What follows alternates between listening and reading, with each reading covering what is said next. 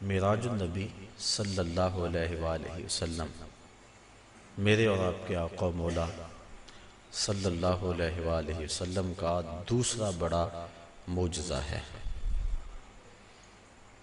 اللہ تعالیٰ نے اپنے محبوب کو ان بلندیوں تک بلایا جہاں کسی کا پہنچنا تو بڑی دور کی بات ہے، کسی کا خیال اور وہم بھی نہیں پہنچ سکتا۔ خرد سے کہہ دو کہ سر جھکا لے، گمان سے گزرے گزرنے والے، یاں پڑے ہیں خود جہت کو لالے، کوئی کیا بتائے کدھر گئے تھے، سراغ عین و متا کہاں تھا، نشان کیف و الا کہاں تھا، نہ کوئی ساتھی نہ کوئی راہی، نہ سنگ منزل نہ مرحلے تھے، کمان امکان کے جھوٹے نکتو تم اول و آخر کے پھیر میں ہو، محیط کی چال سے تو پوچھو کدھر کو آئے کدھر گئے تھے۔ مرغ عقل تھک کے گر پڑتا ہے، جن بلندیوں تک حضور پہنچے کسی کا خیال اور وہم بھی نہیں پہنچ سکتا۔ ابو الحسن رفاعی علیہ رحمہ کا وہ قول کئی مرتبہ پیش کر چکا ہوں۔ وہ فرماتے ہیں کہ میں نے روحانی طور پہ پرواز کی حتی ساعت تو فی الفوقانیات، یہاں تک کہ میں بہت اونچا چلا گیا، میری روح پرواز کرتی گئی، ایک عرش آیا اسے عبور کیا، دوسرا عرش آیا اسے عبور کیا، 7 لاکھ عرش عبور کر گیا۔ عرش ایک نہیں ہے، عرش کئی ہیں۔ عالم امکان اور عالم وجوب کے درمیان عرش عالم برزخ ہے۔ جب اللہ تعالیٰ دنیا پر کوئی تجلی ڈالنا چاہتا ہے تو پہلے عرش پہ ڈالتا ہے، اگر ڈائریکٹ آ جائے تو کوئی تاب نہ لا سکے۔ یہی بہتر ہے کہ وہ پردے میں روح پوش رہے، وہ اگر پردہ اٹھا دے تو کسے ہوش رہے۔ کئی عرش ہیں، کہتے ہیں میں 7 لاکھ عرش عبور کر گیا۔ پھر آواز آئی ابو الحسن رفاعی کدھر آ رہے ہو؟ کتاب کا نام ہے النبراس، علامہ عبدالعزیز فرہاروی رحمۃ اللہ تعالی علیہ کی یہ مصنفہ ہے، جو علامہ سعد الدین تفتازانی رحمۃ اللہ تعالی علیہ کی علم کلام پر مشتمل کتاب شرح عقائد نسبیہ کی تشریح ہے، اور یہ وہ کتاب ہے جو تمام مکاتیب فکر کے مدارس میں سبقاً پڑھائی جاتی ہے۔ تو حضرت علامہ عبدالعزیز فرہاروی نے اس واقعہ کو لکھا، اور اس میں کسی فرقے اور گروہ کا اختلاف بھی نہیں ہے کہ روح پرواز کر سکتی ہے۔ کہتے ہیں میں 7 لاکھ عرش عبور کر گیا۔ پھر آواز آئی ابو الحسن رفاعی کدھر آ رہے ہو؟ تو میں نے عرض کی مالک معراج کی رات جس عرش پہ محبوب کے قدم آئے تھے، میں تو اس عرش کی تلاش میں نکلا ہوں، نہ سفر بشرط معال ہے، نہ طلب بقید سوال ہے، فقط ایک سیری ذوق کو میں بھٹک رہا ہوں کہاں کہاں، میرے دل کی یہ خلوتیں کئی بار سج کے اجڑ گئیں، مجھے بارہا یہ گماں ہوا تم آ رہے ہو کشاں کشاں۔ کہا میں تو اس عرش کی تلاش میں ہوں۔ پھر آواز آئی ارجع لا وصول اللہ کا، ابو الحسن رفاعی پلٹ جاؤ، تم کروڑوں سال بھی پرواز کرو، لیکن جس عرش کی چھاتی پہ میرے محبوب کے قدم آئے ہیں وہاں تمہارا خیال بھی نہیں پہنچ سکتا۔ کوئی حد ہے ان کے عروج کی، بلغ العلاب کمال، جن بلندیوں تک وہ پہنچے کسی کا تصور بھی نہیں پہنچ سکتا۔ بشر بھی پیچھے رہ گئے، نوری بھی پیچھے۔ نوریوں کا امام سدرہ پہ ہاتھ جوڑ رہا ہے، لو دنو تو ان ملتن لہ ترک تو، اگر میں ایک پورے کے برابر بھی آگے جاؤں تو میرے پر جلتے ہیں۔ کوئی فلک تیرے یار گیا، کوئی جا سدرہ تے ہار گیا، ایک کالیاں زلفاں والا سی جڑا عرش تو بھی لنگ پار گیا۔ وہاں تک پہنچے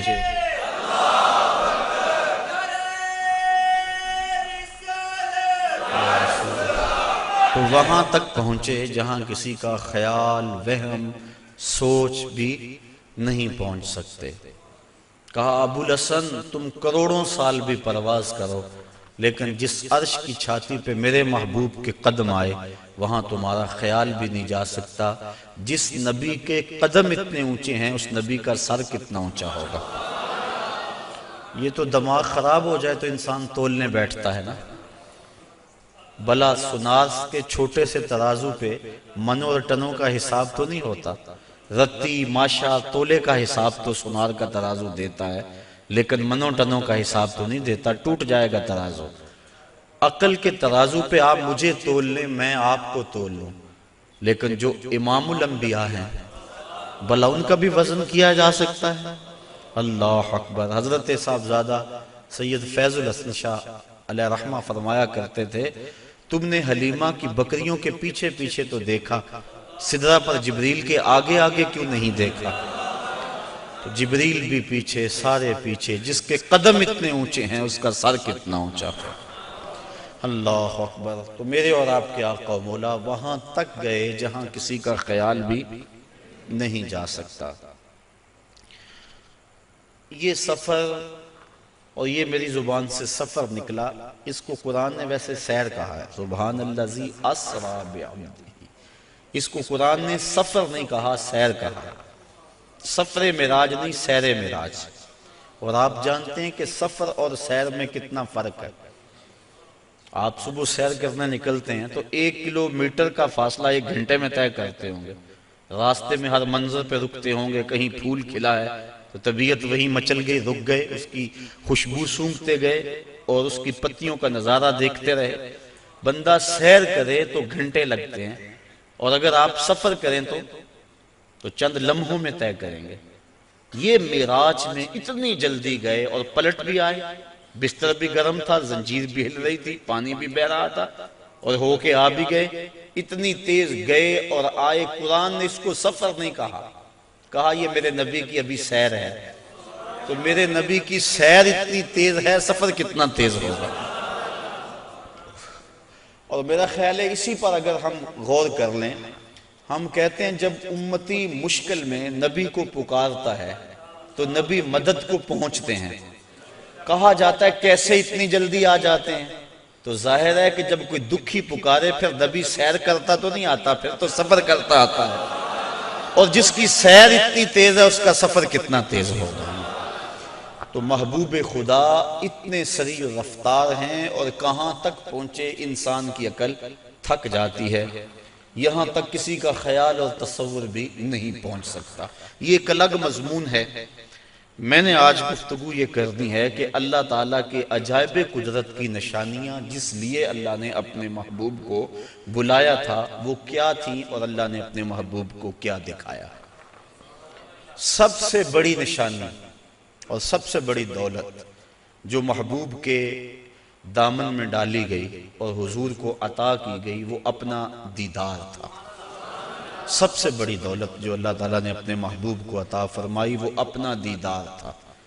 رخ سے پردہ ہٹا دیا اور محبوب کو اپنا جلوہ دکھا دیا۔ اللہ اکبر۔ اعلی حضرت امام اہل محبت امام الشاہ احمد رضا خان فاضل بریلوی علیہ رحمہ فرماتے ہیں، اور غیب بلا تم سے کیا نہاں ہو، جب خدا ہی تم سے نہ چھپا تم پہ کروڑوں درود۔ اب اس میں بھی اختلاف ہے کہ کیا دیدار الہی حضور نے معراج کی رات کیا تھا یا نہیں کیا تھا۔ بعض لوگوں کا موقف یہ ہے کہ حضور گئے تھے اور سدرۃ المنتہا کے پاس جبریل امین کو دیکھ کر آ گئے تھے، اللہ تعالیٰ کا دیدار نصیب نہیں ہوا۔ اگر یہ بات ہے تو پھر معراج موسیٰ علیہ السلام اور معراج مصطفیٰ میں فرق کیا ہوا کہ انہوں نے بھی نہ دیکھا اور یہ بھی نہ دیکھ سکے؟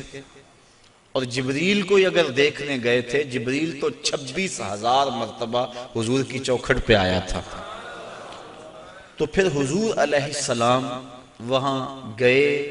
اللہ تعالیٰ نے سورہ نجم کے اندر بیان فرمایا کہ ما کذب الفؤاد ما رأى، ما کذب الفؤاد ما رأى، جو آنکھ نے دیکھا دل نے اس کی تکذیب نہیں کی بلکہ تصدیق کر دی۔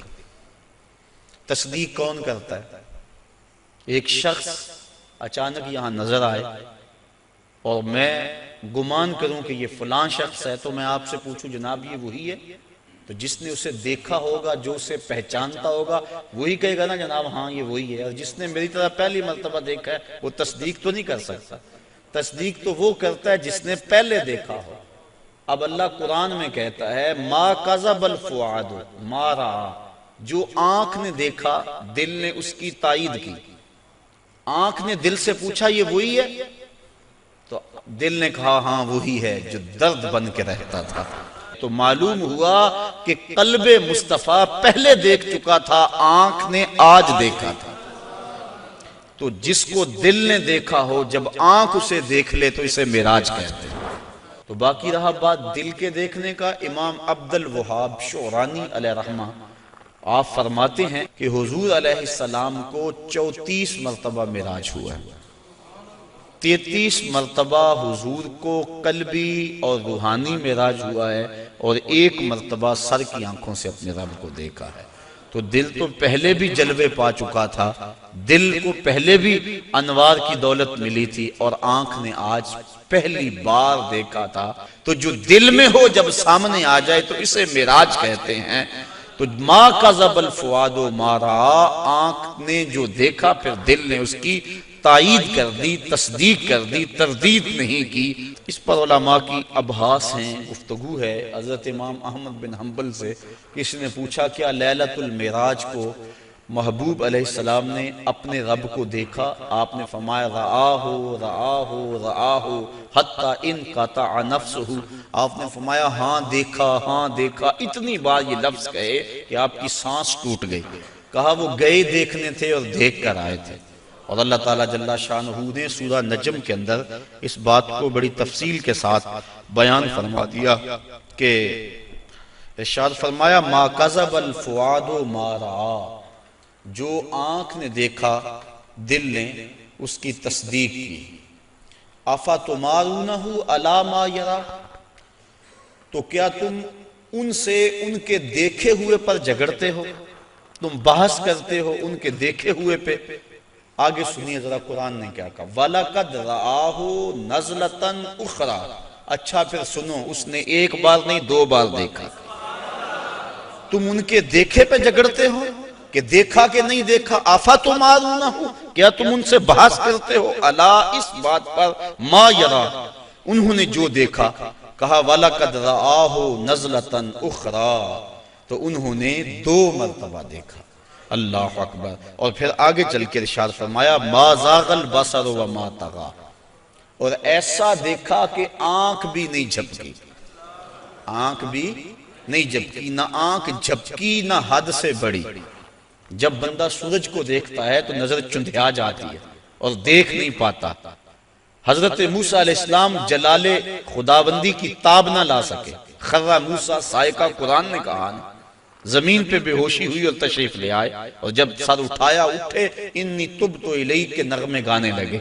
لیکن یہاں کیا ہے، آنکھ بھی نہیں جھپکی اور آنکھ میں طغیانی اور سرکشی بھی نہیں آئی.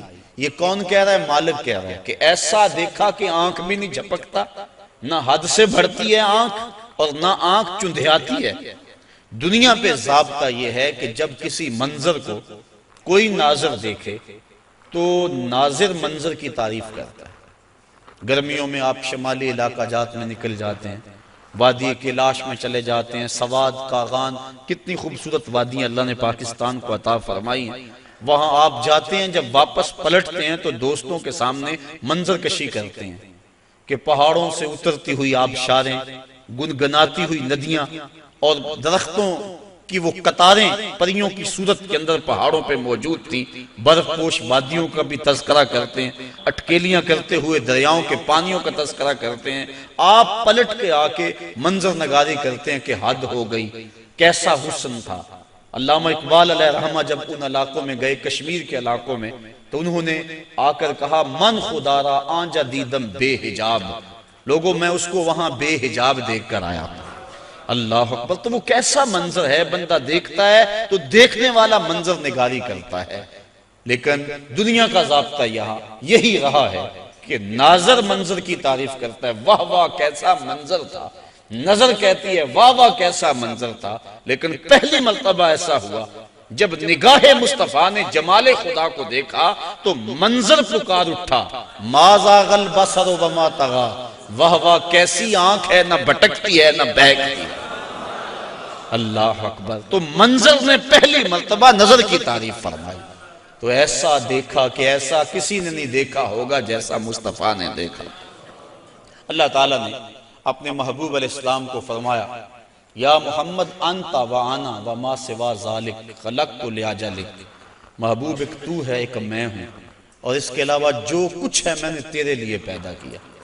تو حضور علیہ السلام نے جواباً عرض کیا، اللہم انت و انا و ما سوا ذالک ترکتہ لاجلک، مالک ایک تو ہے ایک میں ہوں، اور اس کے علاوہ جو کچھ تو نے میرے لیے پیدا کیا سب کچھ تیرے لیے چھوڑ آیا ہوں۔ اللہ تعالیٰ نے اپنے محبوب کو بہت کچھ دیا، جھولیاں بھر دی، ہماری عقلیں احاطہ نہیں کر سکتے۔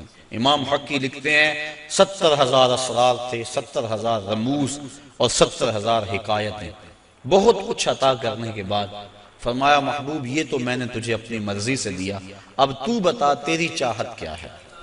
بیما اشرفک یا احمد صلی اللہ علیہ وسلم، اس کو امام غازی نے بھی لکھا، ملا جیون تفسیرات احمدیہ میں لکھتے ہیں، باقی لوگوں نے بھی اس کو لکھا، کہا بیما اشرفک یا احمد، اے محبوب بتا تجھے کیا عطا کروں، تیری اپنی چاہت اور ڈیمانڈ کیا ہے۔ اب 1 منٹ کے لیے میں آپ کو اختیار دے دوں، مجھے اختیار دیا جائے کہ مانگو کیا مانگنا ہے، تو ہمارے سوال سے ہماری ذہنی اپروچ کی خبر ہو جائے گی، کس کی سوچ کتنی بلند ہے، کیا مانگتا ہے۔ کسی کے سوال سے اس کے اندر کی کیفیت سمجھ میں آ جاتی ہے، کسی کی عظمت کا اندازہ کرنا ہو تو اس کے سوال سے اندازہ کیا جا سکتا ہے۔ اب اللہ نے اپنے محبوب کو اختیار دیا کہ محبوب مانگ کیا مانگتا ہے۔ اب دیکھیے حضور کا انتخاب کہ حضور نے کیا مانگا۔ جب کہا بیما اشرفک، تجھے کس چیز سے نوازوں، تو عرض کی بنسبتی الیک شرفنی بالعبودیہ، اے اللہ ساری زندگی میں نے کہا کہ تو میرا رب ہے، سجدوں میں، قیام میں، رکوع میں، بدر کی وادی میں پتھر کھانے کھائے، اور میں نے کہا کہ تو میرا رب ہے، مطاف میں، حتیم میں، کعبۃ اللہ میں، سین حرم میں، ہر جگہ میں نے کہا کہ تو میرا رب ہے۔ آج تو بھی تو کہہ دے کہ تو میرا بندہ ہے، بنسبتی الیک شرفنی بالعبودیہ، آج تو مجھے بندہ کہہ کے پکار دے۔ تو اللہ تعالیٰ نے اپنے محبوب علیہ السلام کو معراج کے واقعہ میں جہاں بھی پکارا عبد کہہ کے، سبحان اللہ ذی اسری بعبدہ فاوحی الی عبدہ ما اوحی، اور پھر 50 نمازوں کا تحفہ دے کر حضور علیہ السلام کو روانہ کیا۔ تفصیلات بہت ساری ہیں، اختصار کے ساتھ اپنے مضمون کی طرف آ رہا ہوں۔ حضرت موسیٰ علیہ السلام چھٹے آسمان پہ ملے اور کہا کیا ملا، بتلایا کہ 50 نمازیں ملی ہیں، اور جنابت پر 7 مرتبہ غسل کرنا ملا ہے، کسی کپڑے کو نجاست لگ جائے تو 7 بار اس کو دھونا اور اس سے وہ پاک ہو جائے گا، مجھے یہ ملا ہے۔ اللہ کی بارگاہ میں حاضر ہوا اور یہ تحائف لے کر پلٹا ہوں۔ تو حضرت موسیٰ علیہ السلام نے کہا کہ آپ کی امت اتنا بوجھ برداشت نہیں کر سکتی، چونکہ میں بنی اسرائیل کا تجربہ رکھتا ہوں، یہ 50 نمازیں نہیں پڑھیں گے۔ اللہ کی بارگاہ میں جائیں اور تخفیف کی درخواست کریں۔ حضور علیہ السلام حاضر ہوئے، تخفیف کی درخواست کی، 5 نمازیں معاف ہوئی، باقی 45 رہ گئی، اس طرح باقی معاملات میں بھی تخفیف ہوئی۔ پھر آئے، انہوں نے پھر کہا، پھر گئے، پھر آئے، حتیٰ کہ علی حاضر قیاس 5 نمازیں رہ گئیں۔ حضرت موسیٰ علیہ السلام نے عرض کی کہ حضور 1 مرتبہ اور جائیے۔ فرمایا مجھے اب اپنے رب سے حیا آتی، چونکہ عادت باری تعالیٰ یہ تھی کہ ہر بار 5 نمازیں معاف ہوتی تھی، اب رہ ہی 5 گئی تھی، اب جاتے تو اللہ یہ بھی رخصت دے دیتا، جو 50 سے 5 کر سکتا ہے وہ 5 میں بھی تخفیف فرما سکتا تھا، لیکن کہا اب مجھے اپنے رب سے حیا آتی ہے۔ اب اس پر 2-3 باتیں، ایک یہ کہ اللہ کے علم میں بلا نہیں تھا کہ بالآخر 5 نمازیں رہ جانی، پتا تھا نا اللہ کو بالآخر 5 رہ جانی، تو اللہ دیتا ہی 5، پہلے 50 دی، پھر گئے، پھر 5 معاف کی، پھر گئے، حتیٰ کہ 9 مرتبہ جانا ہوا اور پھر 5 رہ گئی۔ اللہ تعالیٰ کا علم بڑا وسیع ہے اور اللہ تعالیٰ کا علم قدیم ہے اور حادث نہیں، تو اس کو پتا تھا کہ بالآخر 5 نمازیں رہ جانی ہیں، وہ عطا ہی 5 کرتا، لیکن اگر وہ 5 دیتا لوگوں کو عظمت مصطفیٰ کا علم کیسے ہوتا؟ اللہ کے ہاں جو محبوب علیہ السلام کی محبوبیت ہے اس کا پتہ کیسے چلتا؟ اور دوسری بات، لا تبدیل لکلمات اللہ، اللہ کی باتیں تبدیل، اور یہاں بظاہر 9 مرتبہ تبدیلی آئی ہے۔ کتنی مرتبہ؟ تو اللہ تو فرماتے ہیں میری باتیں تبدیل نہیں ہوتی، یہاں 9 مرتبہ تبدیلی آئی، تو اللہ تعالیٰ نے دوسرا ضابطہ دے دیا، من جاء بالحسنۃ فلہ عشر امثالھا، جو ایک نیکی کرے 10 کا ثواب دوں گا۔ اللہ کی باتیں نہیں بدلتی، تم 5 پڑھو گے ثواب میں 50 کا ہی عطا فرماؤں گا۔ تو یہ جو معراج ہے، اس کا جو اہم ترین تحفہ امت کے لیے حضور لے کر آئے وہ نماز کی صورت میں تھا، اور ارشاد فرمایا حبب الی من دنیاکم ثلاث الطیب والنساء وجعلت قرۃ عینی فی الصلاۃ، مجھے تمہاری دنیا سے صرف 3 چیزیں پسند ہیں، خوشبو، منکوحہ عورتیں، اور میری آنکھوں کی ٹھنڈک نماز میں رکھی گئی۔ اور یہ بھی فرمایا الصلاۃ معراج المؤمنین، نماز مومنوں کا معراج ہے۔ اللہ اکبر۔ اور یہ بھی ارشاد فرمایا جس نے نماز قائم کی اس نے دین کو قائم کیا، جس نے نماز گرا دی اس نے دین گرا دیا۔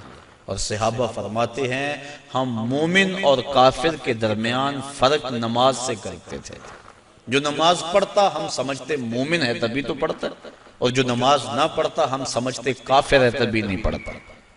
اور کل قیامت کے دن اللہ تعالیٰ سب کو ارشاد فرمائے گا کہ مجھے سجدہ کرو۔ آج کوئی کرتا ہے یا نہیں کرتا، کل تو چاہے گا، لیکن جو نماز نہیں پڑھتا ہوگا باوجود آرزو رکھنے کے اس کی کمر اکڑ جائے گی اور وہ اللہ کو سجدہ نہیں کر سکے گا۔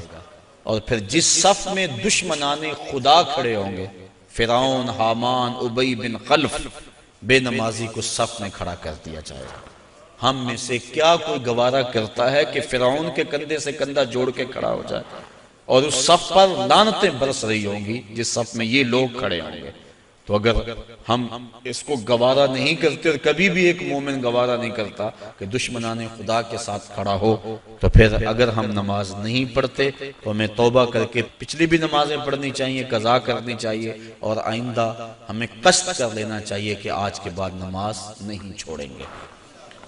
حضرت ابو ذر غفاری رضی اللہ تعالی عنہ کے ساتھ حضرت عثمان رضی اللہ تعالی عنہ تھے۔ ایک تو حضرت عثمان بن عفان ہیں، یہ اور صحابی ہیں۔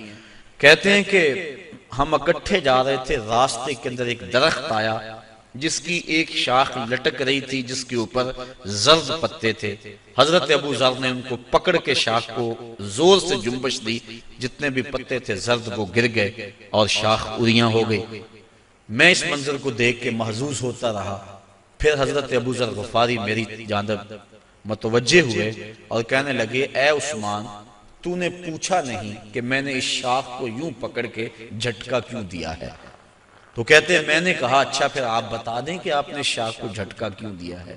کہا ایک دن میں حضور کے ساتھ جا رہا تھا، راستے میں ایسا ہی ایک درخت آیا اور اس کی شاخ تھی جس پہ زرد پتے تھے، آقا کریم نے اس کو پکڑ کے جنبش دی، پتے یوں ہی جھڑ گئے۔ میں اس منظر کو دیکھ رہا تھا، آقا کریم نے میری طرف دیکھ کر کہا ابو ذر تو نے پوچھا نہیں میں نے شاخ کو جنبش کیوں دی ہے؟